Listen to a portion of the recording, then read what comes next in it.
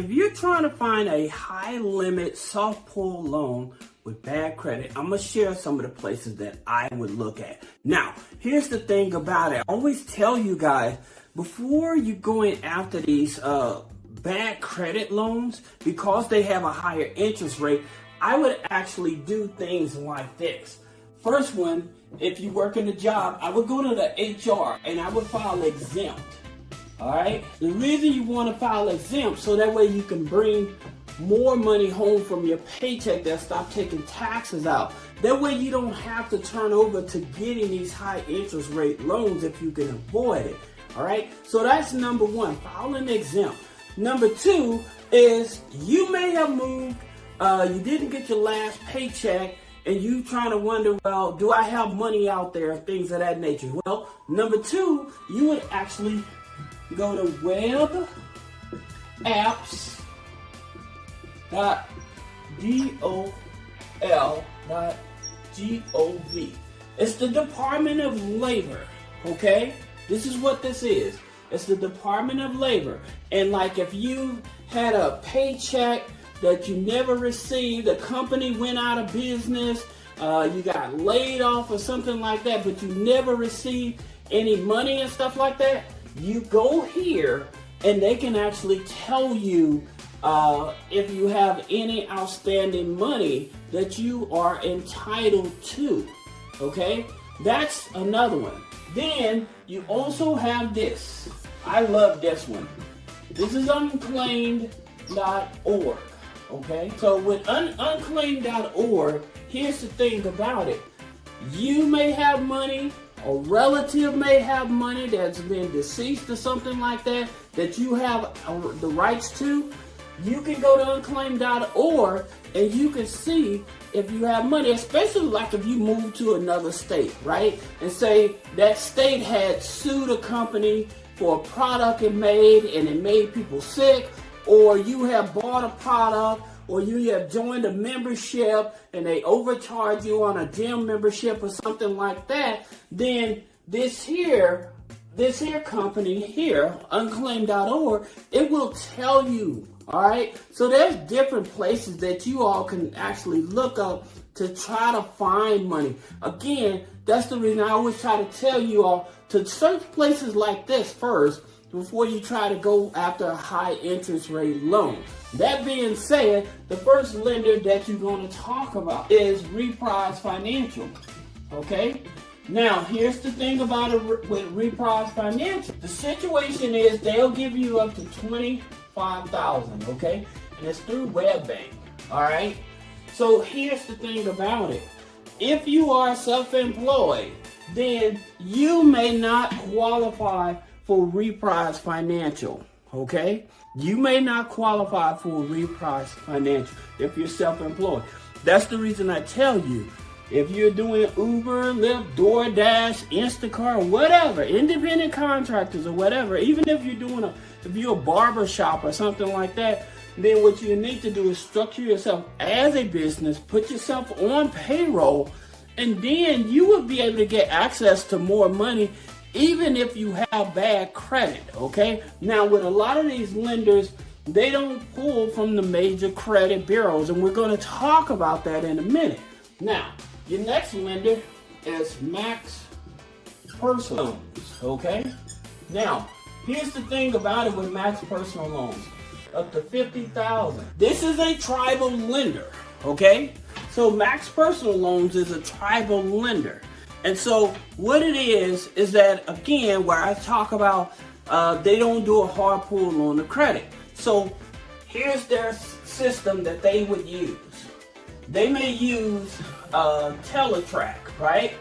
Now, if you've ever applied for a loan online, then Teletrack grabs that data and they sell that information to these type of lenders, okay? And so with these type of lenders, they decide if they want to loan you money and stuff from that information. You also have Clarity, right, which is owned by Experian, Data, which is owned by Equifax, right? And then you have Factor Trust, right? Now, these are the main ones. Now, when I tell you guys, hey, you may not get qualified, and it has nothing to do with the credit score. It actually may just only be the address. The address on the application is not matching up. This is the number one reason. This here, number one reason that a lot of people get denied. And so like with these here lenders, granted they're not in all 50 states as well. Okay, so that's also something you have to take into consideration. Now, in terms of minimum income, usually a lot of these lenders, they want you to be making at least $800 and more for its income. So that does not discriminate you or disqualify you if you're like on disability welfare or something, but you have to make sure that your income is at least $800 or more. All right. Now, some lenders are about $500. Now, in terms of those, that would be opportune, right? And so their loans go from $300 up to $10,000, right? And that's a CD, all right? So they're the ones that want to go up to $500, all right? So they go up to $500. So now, another thing for you guys that are struggling and stuff like that, I'm going to talk about more of these loans, but for you guys that are struggling and stuff like that, especially with your rent, you go, make sure you go to the Department of Housing, okay? Now, when you're struggling with your rent or your landlord continues to go up, then you can report them to the Department of Housing, and they will be able to help you, as well as the Housing Authority, all right? This is so important because a lot of us may be renting an apartment and we're getting out of our contract and they don't want to give us our money back and stuff like that. Well, you go to the Housing Authority and they will intervene to get your money back. This is why a lot of people end up walking away and the landlord's taking advantage of them and stuff, because you're not reporting them. You got to report these people that are taking advantage of, especially when it comes to your rent and stuff like that. All right. Now, you can also, just to help you guys out, you can go to findhelp.org. Okay. Now, here's the thing about it with findhelp.org. They will actually find different resources to help you with your light, gas, water, and things of that nature. All right. Now, just some resources to help you. Going back to these loans, another lender, Best Egg. Okay. Now, here's the thing about it with Best Egg. They do a pre-approval as well. Now it's up to $50,000. But one of the things about it at Best Egg that I like, if you have a car that you have equity in it, they actually will offer you a loan as well. So that's the good thing about it. So basically a title loan with a car equity loan as well. All right. And speaking of that, you being an entrepreneur or somebody that's needing money and stuff, and you can't show proof of income, but you have like deposits going into your bank account and stuff like that, then that's the reason you want to go over to Giggle, all right? So with Giggle Finance, and that'll give you $5,000, up to $5,000, all right? Which tell you between $1,200 to $1,500 is what you need minimum to qualify, but be in the gig economy for at least 90 days, right? So they will help you as well. So if you're self-employed and stuff like that, then these are the places you want to go to. And then you have Fundo, all right? So with Fundo, it's $10,000, and it's a merchant cash advance, right?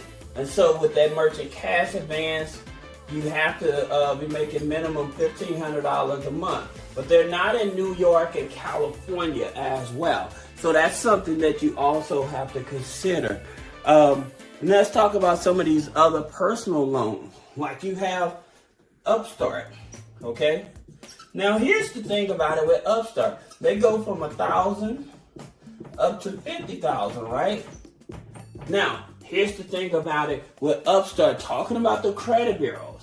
Like, they may use LexisNexis, all right, to verify your information. So you may not get that hard pull, but they may use LexisNexis to verify who you are and identify you and stuff like that. Sometimes they may even use the work number just for employment purposes and things of that nature. Alright? So that's the reason, like some of you guys, well, I tried them and I didn't get approved and I don't know why. Well, this could be some of the variables that's reflecting why you're not getting approved. But you have to have an active bank account as well. That's number one. And a lot of people have been applying this stuff. You may have like a Chime. Well, Chime may not be reflective to these type of lenders. So that's the reason why you're not getting approved, because you may be using a Chime bank account instead of a regular bank account. Okay, so that's also something you have to take into consideration. Now, there is some lower limits. Say that you need just $5,000, then you have credit, right? And it's a